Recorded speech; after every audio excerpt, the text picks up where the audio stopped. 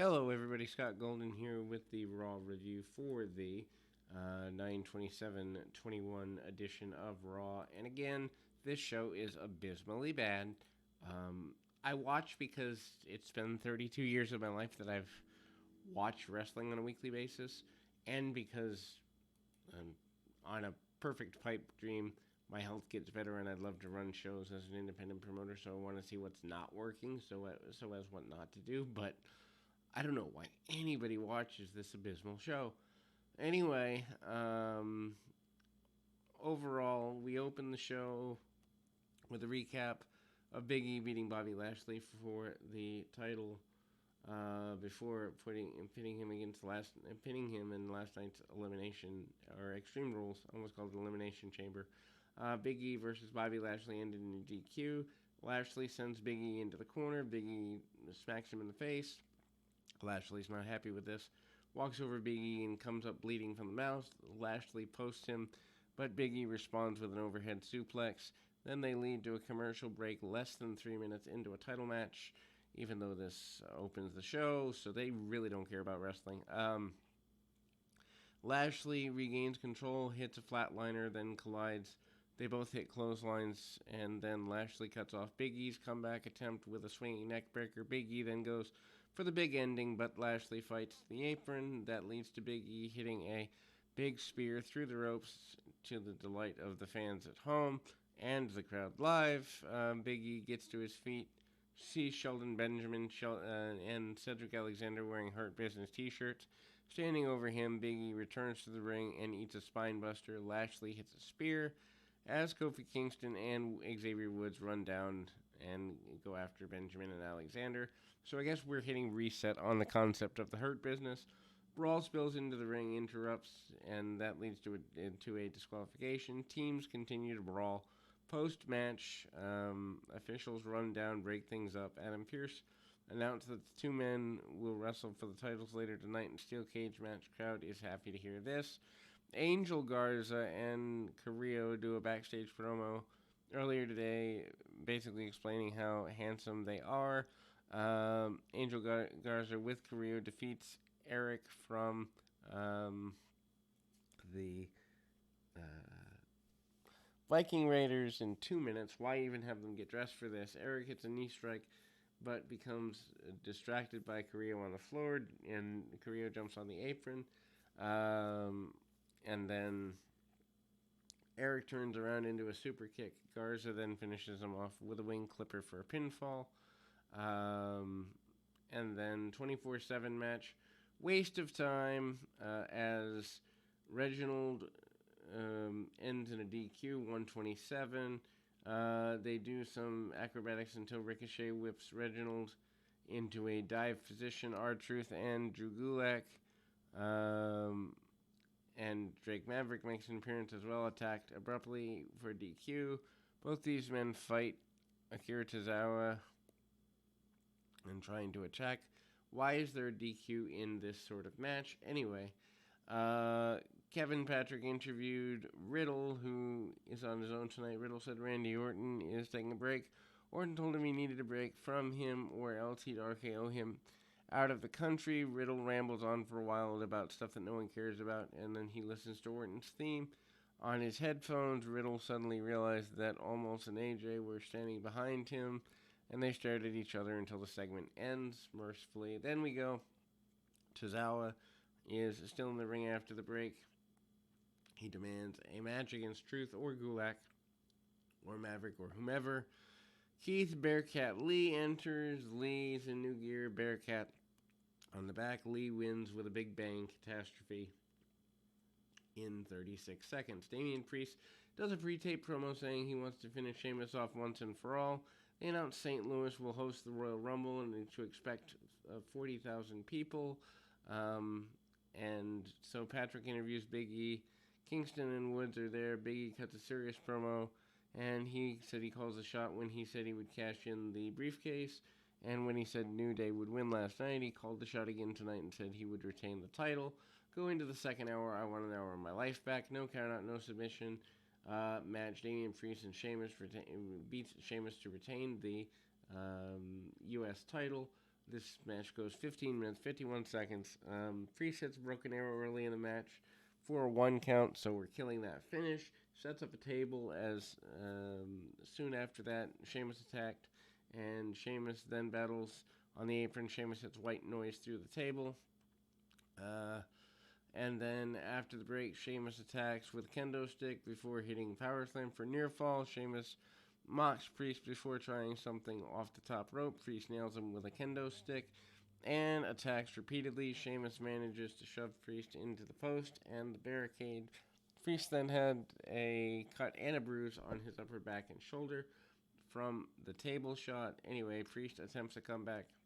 Sheamus cuts him off and drives him face first into a steel chair that's weighted between the turnbuckles. Sheamus then follows with an Alabama slam for 2 count. Sheamus goes for the brogue kick, but Priest nails the chair, sends it into his face, hits choke slam for a near fall. Priest then follows up with a series of kicks, but then Sheamus comes back with a knee strike and more near falls. Trade reversals until Priest lands Sheamus on the table and then sets up in the corner. Priest follows up with a reckoning for the pinfall win. Decent match, and they did go hard.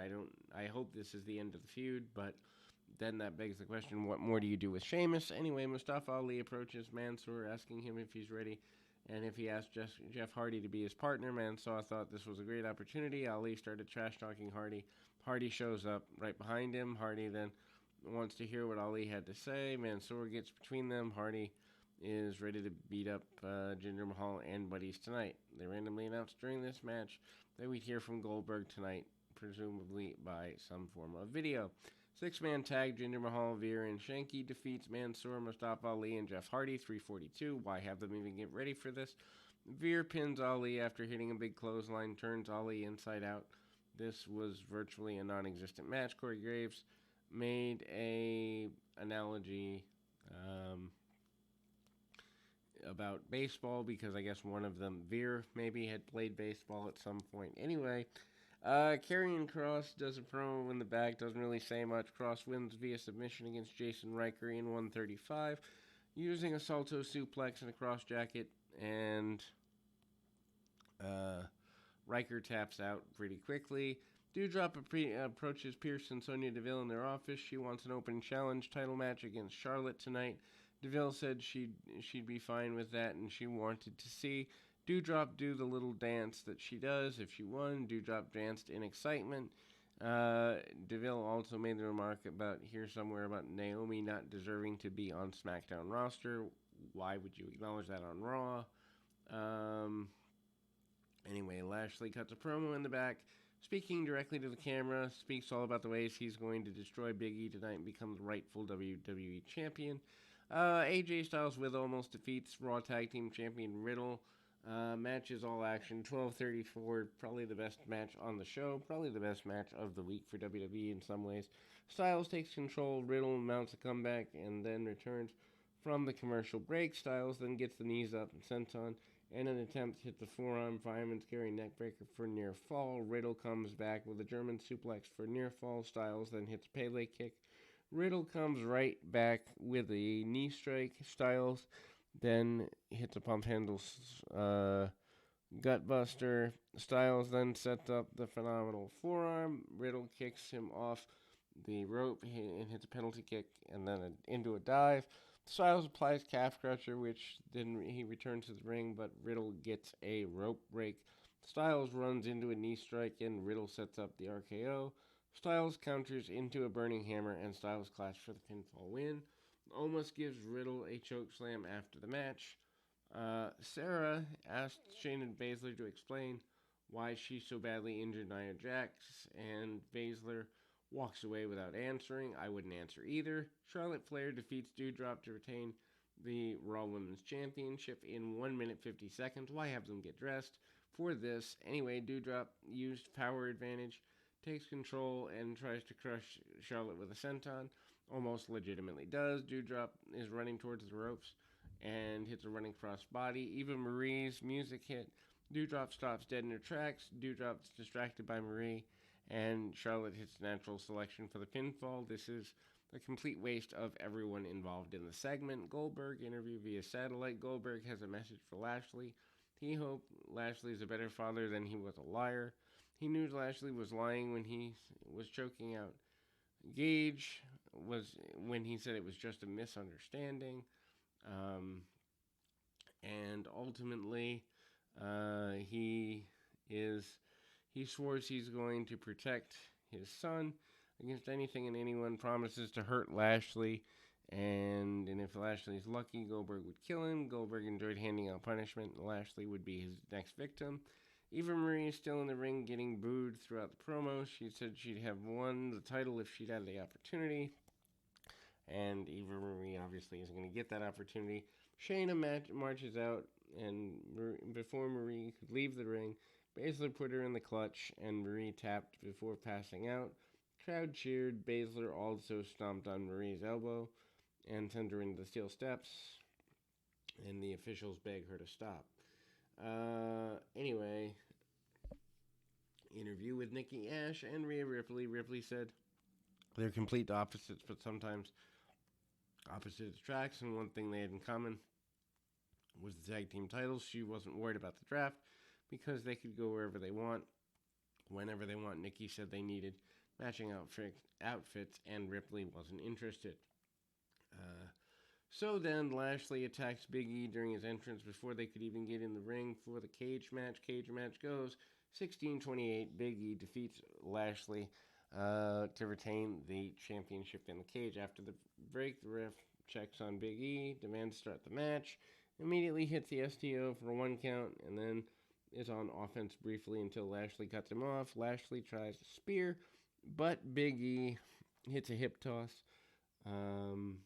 in the updated buckle bomb and drives him 3 times into the cage. Lashley blocks him from doing more and hits an overhead suplex.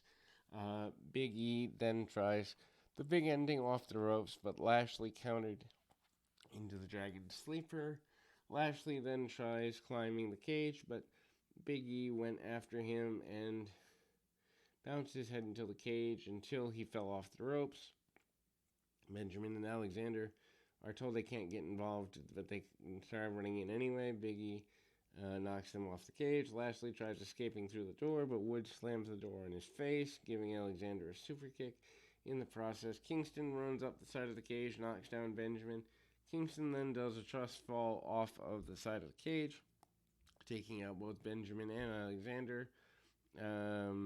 Kingston and Woods and Alexander and Benjamin are kicked out by Adam Pearce. Big E then hits 3 overhead belly-to-belly suplexes, but Lashley comes right back with a spear for near fall. Crowd chants, "Let's go, Big E." Lashley wants to leave through the door. Big E keeps blocking it, and Lashley then tries climbing the cage again, but Big E again goes for him. Hits the big ending off the ropes for the pinfall.